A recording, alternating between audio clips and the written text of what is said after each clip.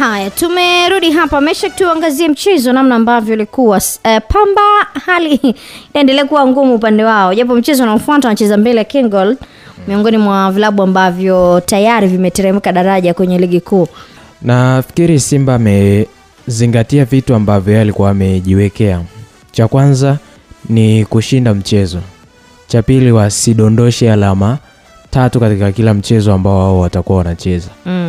Ndicho ambacho tumekiona kuanzia mchezo wa kwanza ambao wameanza kucheza michezo yao ya viporo. Mchezo wa kwanza dhidi ya Mashujaa wameokota alama 3. Mchezo wa pili wameokota alama 3 dhidi ya JKT Tanzania. Mchezo wa tatu dhidi ya Pamba wameokota alama 3, ni alama 9 katika michezo 4. Anakwenda kukamilisha mchezo wake dhidi ya KMC ambao anakwenda kucheza, and then anaenda kwenye mchezo wa final kwenye mkondo wa kwanza wa kombe la shirikisho barani Afrika. Sasa ukiangalia Simba jinsi ambavyo wanacheza, cha kwanza unaenda kwenye kuangalia Pamba ambavyo wali approach game ya Simba.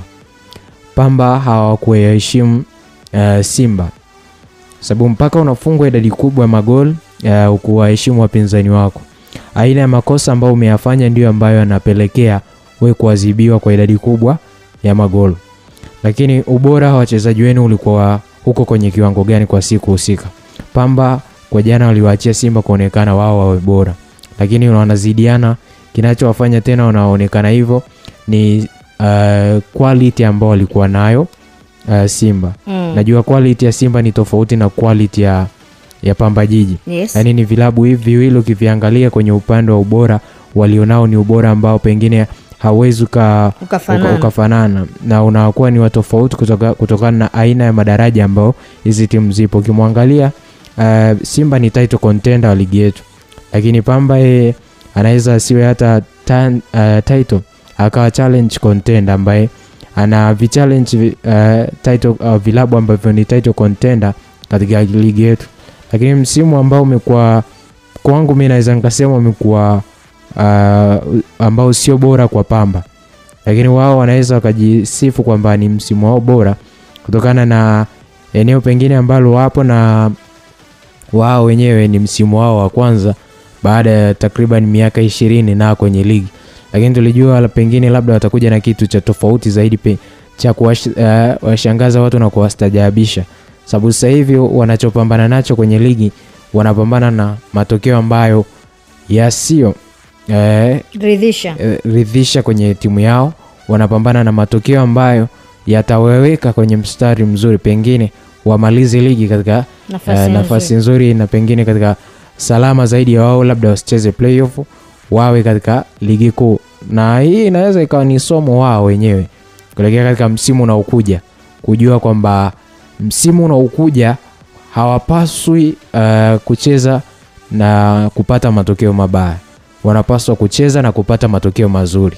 Alafu inapofika mwishoni mwa msimu imesalia michezo kadhaa, basi wao wanajua ni namna gani ya kucheza hiyo michezo bila kwa pressure kubwa, bila kwa kutumia nguvu kubwa.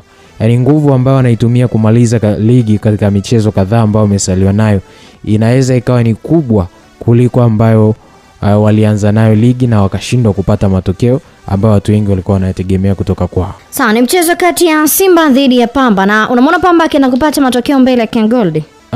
Ni mchezo mgumu, lakini Pamba ana uwezo wa kupata matokeo sababu ni madaraja ambayo yanaendana. Lakini Pamba anakuwa ni favorite katika mchezo huo kwa aina ya matokeo ambayo pengine wao watakuwa wanahitaji, na asilimia kubwa ya matokeo wanayo kwa aina mtu ambaye anakwenda kukutana naye.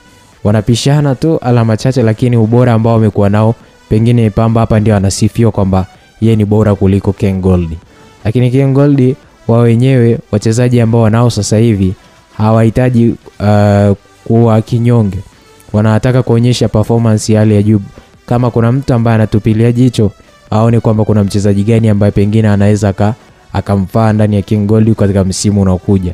Na ubaya huwa timu inashuka, jina linashuka, lakini wachezaji hawashuki.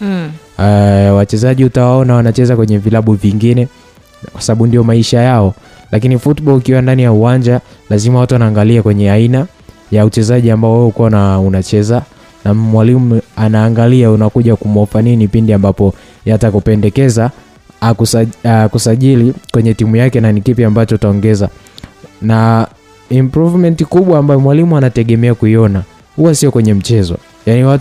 Yani kwenye mchezo wa ushindani inakuwa ni hatua ya mwisho ya watu kuangalia kile ambacho ulikuwa nacho. Yani kwenye ushindani wa kupata kile ambacho nyinyi mko mnakitengeneza pengine labda kwa wiki nzima kwenye viwanja vya mazoezi, Jumatatu, Jumanne, Jumatano, Alhamisi mpaka Ijumaa, kama mtakuwa mnacheza Ijumaa ama Jumamosi ama Jumapili.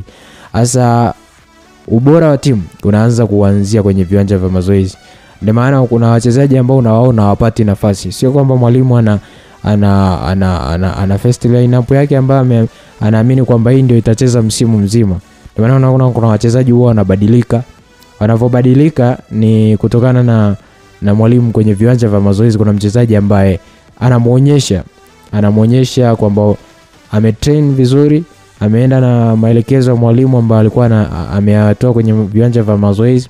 Hasa mwisho anakuja kuyatazama kwenye mchezo wa ushindani ambao yeye anakwenda kucheza, ambapo ndipo watu wengi wanapotazama watu kuangalia kwamba ni timu gani ambavyo umecheza. Kwa hiyo na mimi nikiangalia mchezo wenyewe naona unabebwa na matokeo ambayo yatakuwa kwa upande wa Pamba Jiji.